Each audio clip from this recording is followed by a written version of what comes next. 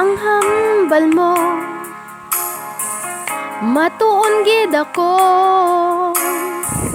Pero Facebook ginatun-an mo,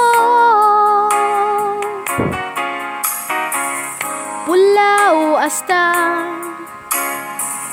alas 4, kay for sure hadlok maziro.